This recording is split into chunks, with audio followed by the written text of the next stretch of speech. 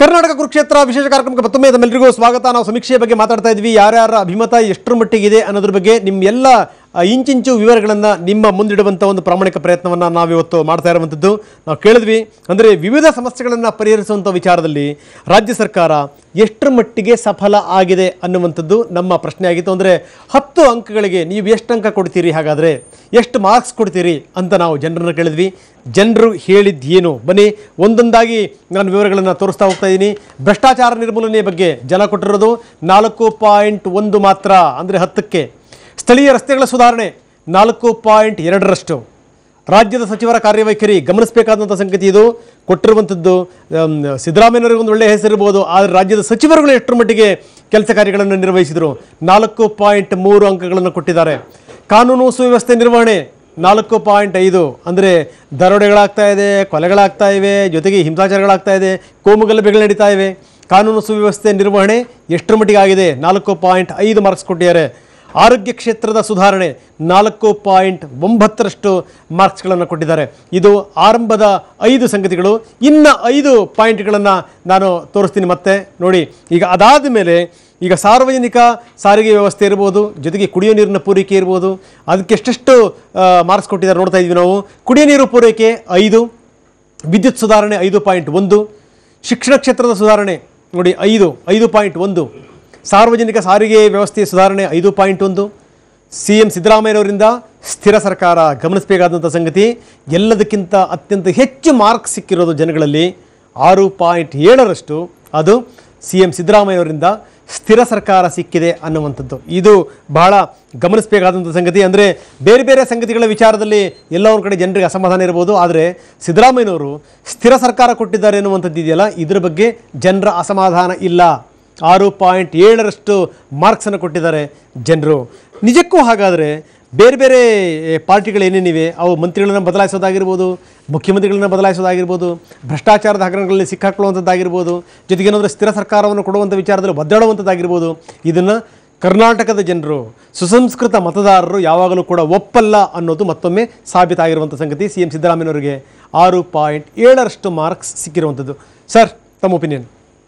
2013ರಲ್ಲಿ doctor Parameshwar ಅವರ ಅಧ್ಯಕ್ಷತೆಯಲ್ಲಿ ವಿರೋಧ ಪಕ್ಷದ ನಾಯಕರಾಗಿ ಸಿದ್ದರಾಮಯ್ಯನವರು ಪಕ್ಷದ ಎಲ್ಲ ಹಿರಿಯ ಮುಖಂಡರ ವಿಶ್ವಾಸವನ್ನು ತೆಗೆದುಕೊಂಡು ಅಸೆಂಬ್ಲಿ ಚುನಾವಣೆ ಸಂದರ್ಭದಲ್ಲಿ ಒಂದು ಮ್ಯಾನಿಫೆಸ್ಟೋವನ್ನು ಬಿಡುಗಡೆ ಮಾಡಿ 169 ಅಶ್ಯೂರೆನ್ಸಸ್ಸನ್ನು, ಭರವಸೆಗಳನ್ನು ಕರ್ನಾಟಕದ ಜನರ ಮುಂದೆ ಹೇಳಿ, ಇದನ್ನು ನಾವು ಕಾರ್ಯಗತ ಮಾಡ್ತೇವೆ, ಇಲ್ಲೊಂದು ಜನವಿರೋಧಿ ಸರ್ಕಾರ ಇದೆ, ಇಲ್ಲೊಂದು ರೈತ ವಿರೋಧಿ ಸರ್ಕಾರ ಇದೆ, ಇದು ಬದಲಾವಣೆ ರಾಜ್ಯದ ಹಿತದೃಷ್ಟಿಯಿಂದ ಮಾಡ್ತಕ್ಕಂಥ ಅಗತ್ಯ ಇದೆ ಅನ್ನುವಂಥ ಮಾತನ್ನು ಹೇಳಿ ಯಾವ್ಯಾವ ಇಲಾಖೆಗಳಿಂದ ಯಾವ್ಯಾವ ಆಶ್ವಾಸನೆಗಳನ್ನು ಬಿಡುಗಡೆ ಮಾಡ್ಬೋದು, ಜಾರಿಗೆ ತರ್ಬೋದು, ಹೊಸ ಕಾನೂನುಗಳನ್ನು ತರ್ಬೋದು ಅಂತಕ್ಕಂಥ ವಿಷಯವನ್ನು ಹೇಳಿದ್ವಿ. ಅದರಲ್ಲಿ ಈಗಾಗಲೇ ಮುಖ್ಯಮಂತ್ರಿಗಳು ನಿರಂತರವಾಗಿ ಹೇಳ್ಕೊಂಡು ಬಂದಿದ್ದಾರೆ.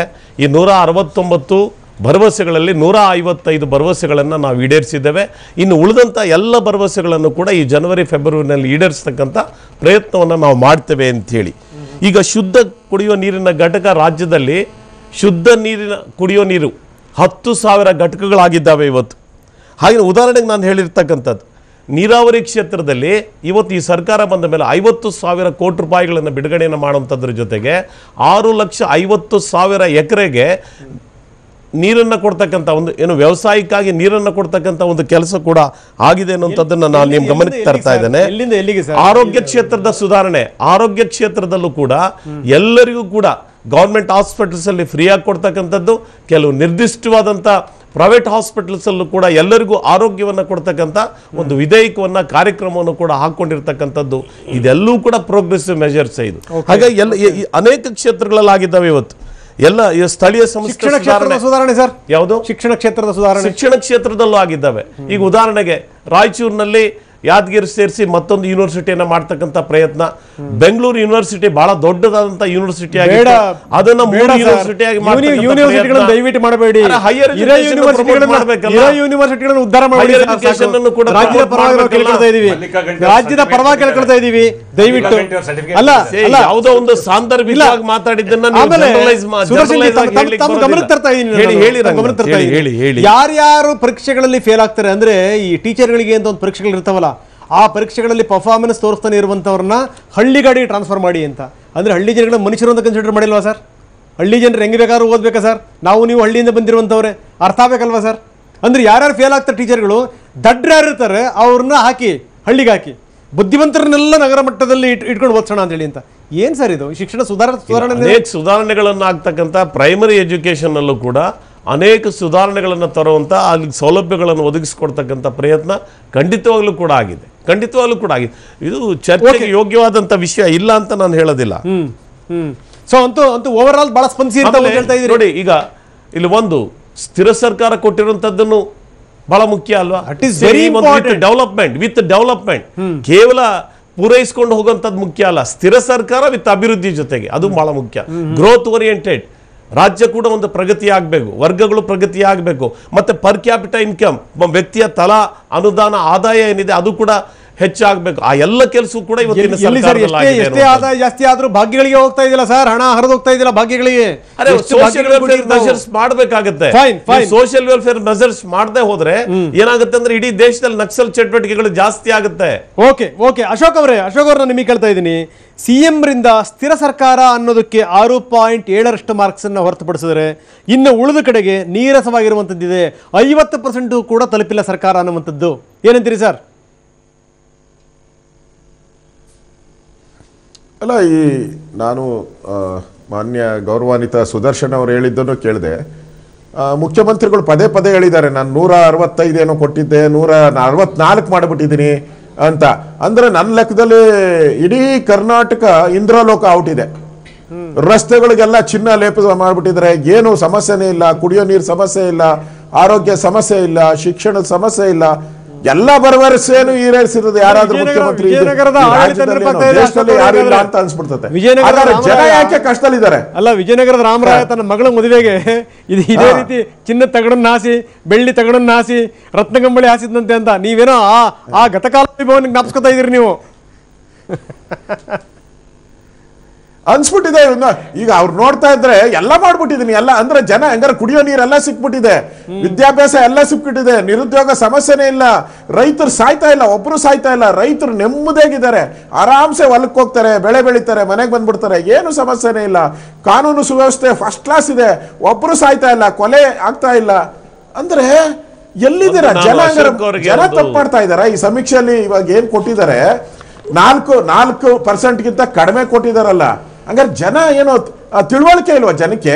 ಅಶೋಕ್ ಎಲ್ಲ ಮಾಡ್ಬಿಟ್ಟಿದ್ರೆ ಜನ ಯಾಕೆ ಇವ್ರನ್ನ ಸಿದ್ದರಾಮಯ್ಯನವರ 10% ಕೊಡ್ಬೇಕಾಯ್ತು ಸಿದ್ದರಾಮಯ್ಯನವ್ರಿಗೆ. 165 ಒಂದೇ ನಿಮಿಷ 165 ಕಾರ್ಯಕ್ರಮಕ್ಕೆ 164 ಮಾಡಿದ್ದಾರೆ ಅಂದ್ರೆ 10ಕ್ಕೆ 10 ಮಾರ್ಕ್ಸ್ ಕೊಡ್ಬೇಕಾಯ್ತು ಸಿದ್ದರಾಮಯ್ಯನವ್ರಿಗೆ. ಯಾಕೆ ಕೊಟ್ಟಿಲ್ಲ? 4%, 2%, 4.3 ಈ ತರ ಎಲ್ಲ ಕೊಟ್ಟಿದ್ದಲ್ಲ. ಈ ಸಮೀಕ್ಷೆ ಏನ್ ಬರ್ತಾ ಇದೆ ಇದರಲ್ಲಿ ಕೇಳಿ ಸರ್. ಈಗ ನೀವು ಕೂಡ ರಾಜ್ಯದ ಉಪಮುಖ್ಯಮಂತ್ರಿಗಳಾಗಿ ಕೆಲಸವನ್ನು ನಿರ್ವಹಣೆ ಮಾಡಿರುವಂಥವ್ರು, ನೀವು ಬೆಂಗಳೂರಿನಲ್ಲಿ ಸತತವಾಗಿ ಶಾಸಕರಾಗಿ ಆರಿಸಿ ಬಂದಿದ್ದೀರಿ ಜನರ ವಿಶ್ವಾಸವನ್ನು ಪಡ್ಕೊಂಡು. ಈಗ ನೀವು ನಿಮ್ಮ ಕ್ಷೇತ್ರದಲ್ಲಿ ಹೋದಾಗ ಹೇಳ್ತೀರಾ, ನೀವು ಮತದಾರರಿಗೆ ಜನರಿಗೆ ಹೇಳ್ತೀರಾ, ಕ್ಷೇತ್ರದಲ್ಲಿ ಇಷ್ಟೆಲ್ಲ ಕೆಲಸಗಳಾಗಿದ್ದಾವೆ, ಇಷ್ಟು ಅಭಿವೃದ್ಧಿ ಮಾಡಿದ್ದೇವೆ, ವಿಶೇಷವಾದಂಥ ಯೋಜನೆಗಳನ್ನು ಕೂಡ ಪದ್ಮನಾಭರ ವಿಧಾನಸಭಾ ಕ್ಷೇತ್ರದಲ್ಲಿ ನಾವು ಮಾಡಿದ್ದೇವೆ ಅನ್ನುವಂಥ ಮಾತನ್ನು ನೀವು ಹೇಳ್ತಿರ್ತೀರಿ. ಅನೇಕ ಕಾರ್ಯಕ್ರಮಗಳಲ್ಲಿ ನಾವು ನೋಡಿದ್ದೇವೆ, ಪತ್ರಿಕಾ ವರದಿಗಳಲ್ಲೂ ಕೂಡ ನೋಡಿದ್ದೇವೆ. ಆ ಎಲ್ಲ ಕಾರ್ಯಕ್ರಮಗಳು ಸರ್ಕಾರದ ಕಾರ್ಯಕ್ರಮಗಳಲ್ವಾ? ಆ ಸರ್ಕಾರದ ಕಾರ್ಯಕ್ರಮಗಳು ಜಾರಿಗೆ ಆಗಬೇಕಾದ್ರೆ ಸರ್ಕಾರ ಹಣಕಾಸನ್ನು ಬಿಡುಗಡೆ ಮಾಡಿರೋ ಕಾರಣಕ್ಕಾಗಿಯೇ ಅಲ್ವಾ ನಿಮ್ಮ ಕ್ಷೇತ್ರದಲ್ಲೂ ಕೂಡ ಅಷ್ಟು ದೊಡ್ಡ ಪ್ರಮಾಣದಲ್ಲಿ ಕಾರ್ಯಕ್ರಮಗಳು ಆಗ್ತಾ ಇರ್ತಕ್ಕಂಥದ್ದು. ಹಾಗಿದ್ರೆ ಸರ್ಕಾರ ನಿಷ್ಕ್ರಿಯ ಆಗಿದ್ದಿದ್ರೆ, ಸರ್ಕಾರ ಬೆಂಗಳೂರು ನಗರದ ಬಗ್ಗೆ ಆಲೋಚನೆ ಮಾಡದೇ ಇದ್ದಿದ್ರೆ ಇಷ್ಟು ದೊಡ್ಡ ಪ್ರಮಾಣದಲ್ಲಿ ಅಭಿವೃದ್ಧಿ ಕೆಲಸಗಳು ಹೇಗಾಗೋದಕ್ಕೆ ಸಾಧ್ಯ ಆಗ್ತಾ ಇತ್ತು ಅಲ್ವಾ? ದಯಮಾಡಿ ಹೇಳ್ಬೇಕಾಗುತ್ತೆ. ನಾನು ಒಂದು ಮಾತು ಹೇಳಕ್ ಹೇಳ್ತೀನಿ ಮಾನ್ಯ ಸುದರ್ಶನ್ ಅವರಿಗೆ. ನಾನು ಎಲ್ಲೂ ಕೂಡ ನಮ್ಮ ಪದ್ಮನಾಭನಗರದಲ್ಲಿ ನಾನು ಏನೇನು ಹೇಳಿದ್ದೀನಿ ಅದೆಲ್ಲ ಮಾಡಿದ್ದೀನಿ ಅಂತ ಹೇಳೇ ಇಲ್ಲ ಇದುವರೆಗೂ. ಯಾಕೆಂದ್ರೆ ಮಾಡಕ್ ಸಾಧ್ಯನೇ ಇಲ್ಲ. ನಾನು 100 ಕಾರ್ಯಕ್ರಮಗಳನ್ನ ಮಾಡ್ತೀನಿ ಅಂತ ಹೇಳಿದ್ದೆ, 99 ಮಾಡಿದ್ದೀನಿ ಅಂತ ನಾನು ಹೇಳಕ್ಕೆ ಸಾಧ್ಯ ಇಲ್ಲ. ಆ ತರ ನಾನು ಹುಚ್ಚು ಭ್ರಮೆಯಲ್ಲಿಲ್ಲ. ಹಿಂದೆ ನಮ್ಮ ಪದ್ಮನಾಭನಗರದಲ್ಲಿ ಏನಾದ್ರೂ ಕೆಲಸ ಆಗಿದೆ ಅಂದ್ರೆ ಹಿಂದೆ ಸಮ್ಮಿಶ್ರ ಸರ್ಕಾರ ಇತ್ತು, ಕುಮಾರಸ್ವಾಮಿ ಅವ್ರದ್ದು ನಮ್ದು. ಆ ಸಂದರ್ಭದಲ್ಲಿ ನಮ್ಮ ಸರ್ಕಾರ ಇದ್ದಾಗ ಆಗಿರುವಂಥದ್ದು. ಈಗ ಆ ಥರದ ದೊಡ್ಡ ಪ್ರಾಜೆಕ್ಟ್ ಏನು ನಾವು ಮಾಡಿಲ್ಲ. ನಾನು ಕಾಂಗ್ರೆಸ್ಸಿನ ನಾಯಕರನ್ನ ಕೇಳಕ್ಕೆ ಇಷ್ಟಪಡ್ತೇನೆ, ಲ್ಯಾಂಡ್ ಮಾರ್ಕ್ ಕುಡಿಯೋ ನೀರಿಗೆ ಒಂದು ಲ್ಯಾಂಡ್ ಮಾರ್ಕ್ ಅಪ್ಪ, ನಾನು ಈ ಥರ ಲ್ಯಾಂಡ್ ಮಾರ್ಕ್ ಮಾಡಿದ್ದೀನಿ. ಈಗ ಎತ್ತಿನಹೊಳೆ ಯೋಜನೆ ಹೇಳ್ತಾ ಇದ್ರು, 2,500 ಕೋಟಿ ಬಿಡುಗಡೆ ಮಾಡಿದ್ದೀನಿ ಅಂತ. ಕುಮಾರಸ್ವಾಮಿ ಅವರು ಏನ್ ಹೇಳಿದ್ರು? ಜೈಲ್ಗೆ ಹಾಕ್ತೀನಿ ಇವ್ರನ್ನೆಲ್ಲ ಅಂತ ಹೇಳಿದ್ರು. ಅಂದ್ರೆ ಎಲ್ಲ ಭ್ರಷ್ಟಾಚಾರ ಅಂತ ಹೇಳಿದ್ರು. ಲಾ ಅಂಡ್ ಆರ್ಡರ್ ಅಲ್ಲಿ ಎಲ್ಲ ಕಡೆ ಕೊಲೆಗಳು ನಡೀತಾ ಇದೆ. ಅಂದ್ರೆ ಯೋಜನೆ ಉದ್ದೇಶ ಆಗಿದ್ರೆ ಸುದರ್ಶನ್ ಅಲ್ಲ, ಆ ಯೋಜನೆ ಆಗೋದು ಬೇಡ ಅಂತ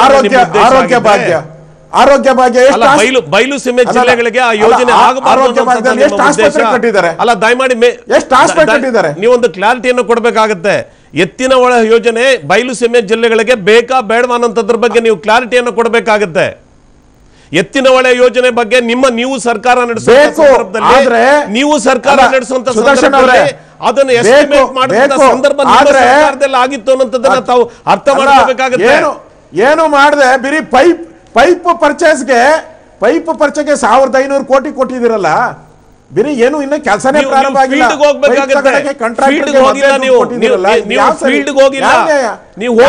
ಸಕಲೇಶ್ಪುರದ ಹತ್ರ ಹೋಗಿ ಬನ್ನಿ, ಏನೆಲ್ಲ ಪ್ರಯತ್ನಗಳು ಆಗ್ತಾ ಇದಾವೆ ಅನ್ನೋಂಥದ್ದನ್ನ ನೀವು ಸಕಲೇಶ್ಪುರ ಆ ಭಾಗದಲ್ಲಿ ಹೋಗಿ ಬಂದ್ರೆ ಏನ್ ಪ್ರಯತ್ನಗಳಾಗಿದ್ದಾವೆ ಅಂತ ನಿಮ್ ಗಮನಕ್ಕೆ ಬರುತ್ತೆ. ನಿಮ್ಗ ಕೆಲವು ಅಡಚಣೆಗಳಾಗಿದ್ದಾವೆ, ಕೋರ್ಟ್ ಇಂದನೂ ಕೂಡ ಅಡಚಣೆಗಳಾಗಿದ್ದಾವೆ, ಆಮೇಲೆ ಲ್ಯಾಂಡ್ ಅಕ್ವಿಷನ್ ಕೂಡ ಕೆಲವು ಸಮಸ್ಯೆಗಳಾಗಿದ್ದಾವೆ. ಅದೆಲ್ಲ ಕೂಡ ನಿಭಾಯಿಸಿಕೊಂಡು ಬೇಕೋ ಬೇಡವೋ ಅನ್ನೋದೇ ಗೊಂದಲದಲ್ಲಿದೆ. ಇವತ್ತು ಗೊಂದಲದಲ್ಲಿದೆ ಎತ್ತಿನ ಹೊಳೆ ಯೋಜನೆ. ಅದಕ್ಕೆ ನೀವು ಕಾರಣಕರ್ತರಾಗ್ತೀರಲ್ವಾ? ಅದಕ್ಕೆ ನೀವು ಕಾರಣಕರ್ತರಾಗ್ತೀರಿ. ಕೋಲಾರ ಜನದಲ್ಲೇ ಗೊಂದಲ ಇದೆ. ಅದಕ್ಕೆ ನೀವು ಕಾರಣಕರ್ತರಾಗ್ತೀರಾ? ಅದಕ್ಕೆ ನೀವು ಕಾರಣಕರ್ತರಾಗ್ತೀರಿ, ಆಗಿದ್ದೀರಿ.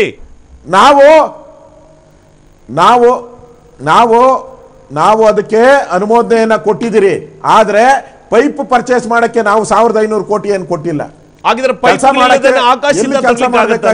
ಕೆಲಸ ಮಾಡಿದ್ದಾರೆ, ಅದಕ್ಕೆ ದುಡ್ಡು ಬಿಡುಗಡೆ ಮಾಡಿ. ಇನ್ನ ಅಧಿಕಾರ ಇದೆ, ಜವಾಬ್ದಾರಿ ಇದೆ. ಅಧಿವೇಶನದಲ್ಲಿ ದಾಖಲೆಗಳ ಸಮೇತ ಚರ್ಚೆ ಮಾಡಿ ಅದಕ್ಕೆ ನಿಮಗೆ ಸಂಪೂರ್ಣವಾದಂತ ಅವಕಾಶಗಳಿದಾವಲ್ಲ. ನೀವು ಒಬ್ಬ ಶಾಸಕರಿದ್ದೀರಿ, ಹಿಂದೆ ಸಚಿವರಾಗಿ ಕೂಡ ಅನುಭವ ಇದೆ. ಚರ್ಚೆ ಮಾಡಿ ಯಾರು ಬೇಡ ಅಂತ ಹೇಳ್ತಾರೆ. ಯಾಕೆ ಪೈಪ್ ತಗೊಳಕ್ ದುಡ್ಡು ಕೊಟ್ರಿ ಅಂತಾನೆ ಚರ್ಚೆ ಆಗಿದೆ. ತನಿಖಾ ಆಯೋಗ 6 ವರ್ಷ ತನಿಖೆ ಮಾಡುತ್ತೆ. ಚರ್ಚೆ ಮಾಡಿ ಯಾರು ಬೇಡ ಅಂತ ಹೇಳ್ತಾರೆ. ಅಶೋಕ್ ಅವರ ಕೊನೆಯದಾಗಿ ಏನಂತಿರ್ತಾವು? ಕೊನೆಯದಾಗಿ ನಾನು ಈ ಸಿ ವೋಟರ್ಸ್ TV9 ಅವರು ಮಾಡಿದ್ದಾರೆ, ಏನು ಸತ್ಯಕ್ಕೆ ಹತ್ತಿರವಾದಂಥ ಒಂದು ರಿಪೋರ್ಟನ್ನು ಮಾಡಿದ್ದಾರೆ. ಇಷ್ಟೊಂದು ದೊಡ್ಡ ಸರ್ವೆ, ದೊಡ್ಡ ರೀತಿಯಾದಂಥ ಸರ್ವೆಯನ್ನು ಮೊದಲನೇ ಬಾರಿ TV9 ಮಾಡಿದ್ದಾರೆ. ನನಗನ್ಸೋ ಪ್ರಕಾರ ಕಾಂಗ್ರೆಸ್ ಅವರು ಏನು 165 ಭರವಸೆ ಕೊಟ್ಟು 164 ಮಾಡಿಬಿಟ್ಟಿದ್ದೀನಿ ಅಂದರೆ ಇವ್ರನ್ನ ದೇವಲೋಕಕ್ಕೆ ಕರ್ಕೊಂಡೋಗಿ ಪೂಜೆ ಮಾಡಬೇಕು. ಜನ ಏನು ಕಷ್ಟ ಇಲ್ಲ, ನೆಮ್ಮದಿಯಿಂದ ಇದ್ದಾರೆ, ಅರ್ಥ ರೈತರು ಯಾರು ಸತ್ತಿಲ್ಲ ಅಂತ. ಆ ರೀತಿ ಇಲ್ಲ. ಇವತ್ತು ಕಷ್ಟದಲ್ಲಿ ರೈತರು ಸಾಯ್ತಾ ಇದ್ದಾರೆ, ಬಡವರು ಸಾಯ್ತಾ ಇದ್ದಾರೆ, ರೇಷನ್ ಸಂಬಂಧವಾಗಿಯೂ ಕಷ್ಟದಲ್ಲಿ ಅನುಭವಿಸ್ತಾ ಇದ್ದಾರೆ, ವಿದ್ಯಾರ್ಥಿಗಳಿಗೆ ಉದ್ಯೋಗ ಇಲ್ಲದೇನೂ ಕೂಡ ಸಾಯ್ತಾ ಇದ್ದಾರೆ, ಅನುಭವಿಸ್ತಾ ಇದ್ದಾರೆ ಎಲ್ಲರೂ ಕೂಡ. ಆದ್ರಿಂದ ಇದೊಂದು ಭ್ರಷ್ಟ ಸರ್ಕಾರ, ಬೊಗಳೆ ಬಿಡುವಂತ ಸರ್ಕಾರ. ಸುಮ್ಮನೆ ನಾನು ಸಾಧನೆ ಮಾಡಿದ್ದೀನಿ ಅಂತ ಜನಗಳ ದುಡ್ಡಲ್ಲಿ ಇವರು ಇವತ್ತು ಕಾರ್ಯಕ್ರಮ ಇಡೀ ರಾಜ್ಯದ ಪೂರ್ತಿ ವಿರೋಧ. ಕುಮಾರಸ್ವಾಮಿ ಅವ್ರು ಬೈಯೋದು, ಯಡಿಯೂರಪ್ಪನವ್ರು ಬೈಯೋದು, ಬಿಜೆಪಿನ ಬೈಯೋದು, ನರೇಂದ್ರ ಮೋದಿ. ದುಡ್ಡು ಯಾರ್ದು? ಜನಗಳದು. ಜನಗಳು ಟ್ಯಾಕ್ಸ್ ತಗೊಂಡು ಉದ್ಘಾಟನೆ ಮಾಡಿ ಅಂದ್ರೆ ಶಾಸಕರು ಹೋಗೋದಕ್ಕೆ ಅವಕಾಶ ಇದೆ. ಯಾರು ಹೋಗಬಾರ್ದು ಅಂತ ಹೇಳ್ತಾರೆ? ಅದು ಸರ್ಕಾರದ ಕಾರ್ಯಕ್ರಮ. ಇದು ಎಲ್ಲ ಪಕ್ಷದ ಶಾಸಕರು ಹೋಗೋದಕ್ಕೆ ಅವಕಾಶ ಇದೆ. ಇವರೇ ಅದರಿಂದ ದೂರ ಉಳ್ಕೊಂಡು ವೇದಿಕೆ ಮಾಡಿಕೊಟ್ರೆ ಕಾಂಗ್ರೆಸ್ ಅನ್ನ ಕಿತ್ತೊಗಿತಾರೆ. ಇದು ಸ್ಪಷ್ಟವಾದಂತ ಸಂದೇಶ. ಅಲ್ಲಿ ಸದಸ್ಯರಿರ್ತಾರೆ, MP ಅವರು ಇರ್ತಾರೆ, ಅವರೆಲ್ಲರೂ ಕೂಡ ಭಾಗವಹಿಸೋದಕ್ಕೆ ಅವಕಾಶ ಇದೆ. ಲೋಕಸಭಾ ಸದಸ್ಯರು ಭಾಗವಹಿಸಬಹುದು. Thank you very much Ashok ಅವರೇ ಥ್ಯಾಂಕ್ ಯು ವೆರಿ ಮಚ್. ಇಲ್ಲಿ ತನಕ ನಮ್ಮ ಜೊತೆಗೆ ಮಾತಾಡಿದ್ರಿ. ಇನ್ನುಳಿದಂತ ಗಣ್ಯರು ಯಾರಿದ್ದಾರೆ ಅವರ ಒಪಿನಿಯನ್ ತಗೊಳ್ತೀನಿ. ಜೊತೆಗೆ ನೆಕ್ಸ್ಟ್ ನಮ್ದು ಪ್ರಶ್ನೆ, ಹಾಲಿ ಶಾಸಕರು ಮತ್ತು ಮಂತ್ರಿಗಳ ಕೆಲಸ ನಿಮಗೆ ತೃಪ್ತಿ ಕೊಟ್ಟಿದೆಯಾ ಅನ್ನೋದ್ರ ಬಗ್ಗೆನೂ ಕೂಡ ನಮ್ದೊಂದು ವಿಷಯ ಇದೆ. ಇದಕ್ಕೆ ಜನ ಏನು ಹೇಳ್ತಾರೆ ನೋಡೋಣ. ಅದಕ್ಕಿಂತ ಮೊದಲು ಶಾರ್ಟ್ ಬ್ರೇಕ್.